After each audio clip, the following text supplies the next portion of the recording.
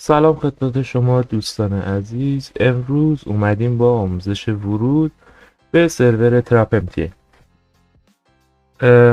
برای شروع شما حالا مرورگرتون رو باز میکنید و سرچ میکنید what's new trap mta.ir که به سایت سرور متصل میشه. اینجا دو فایل بازی موجود هستش و آی پی بازی که به همه اینا احتیاج پیدا می‌کنه. دو تا فایل رو دانلود کنید که چون برای سریعتر شدن کار باگ نگرفتن وقت شما، من فایل رو قبلا گرفتم، شما به این دو فایل خواهید رسید. با اکسترکت کردن این پوشه از طریق ویه و حالا اینجا می کپیه، من چون دارم از قبل این فایلو دیگه نیازی به این فایل نخواهیم داشت، میتونید بذاریدش کنار یا حذفش کنید، ولی خب این فایل رو همیشه لازم دارید، هیچ وقت این فایل رو پاک نکنید.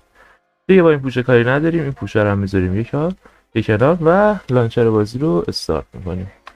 خب اینجا شما نیست نکست که لانچر بازی آپدیت های خودش رو داره دریافت میکنه و بسته های بازی رو باز میکنه. اینجا قبول میکنید، شما نیکس میکنید، کجا نصب شده اونجا دیفالت و در اینجا شما براوز رو میزنید و حالا این پوشه رو باید لوکیشنش رو بدید که من حصولا روی دسکتاپ و حالا همین اسم و اوکی که اینستا و این پوشه در واقع پوشه فایل های بازی هستش که بازی بهشون احتیاج داره و با خوندن اینها میتونه بازی رو شروع کنه. پس هیچ وقت این پوشه رو، باز هم میگم، هیچ وقت این پوشه رو پاک نکنید چون نیاز دارید که دوباره نصبش کنید. فینیش حالا میتونید، اگه نمیخواید بازی رو ران کنید میتونید تیکو بردارید، حالا چون ما میخوایم رانش بازی فینیش رو میزنید و آیکون بازی براتون ساخته میشه. یه دیگه به این لانچر هم نیاز ندارید، میتونید با اون فایل بعداً پاکش کنید. اینجا اوکی رو میزنید دیگه، شما بعد کلیک روی این آیکون به بازی وارد میشید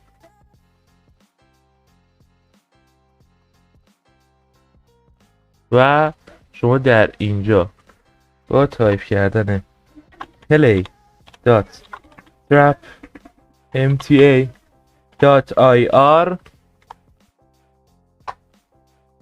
به سرور متصل خواهید شد. در اینجا باز هم شما یک دانلودی خواهید داشت که فایل های اسکریپت ها و ماده های بازی هستش که شاید یک کم وقتتون رو بگیره، پس بذارید که نصب بشه. خب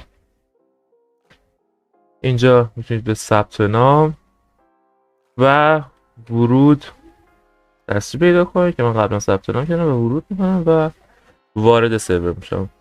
امیدوارم که این ویدیو خوشتون اومده باشه، آموزش به دردتون خورده باشه و تا آموزشی دیگر، خدا نگهدار.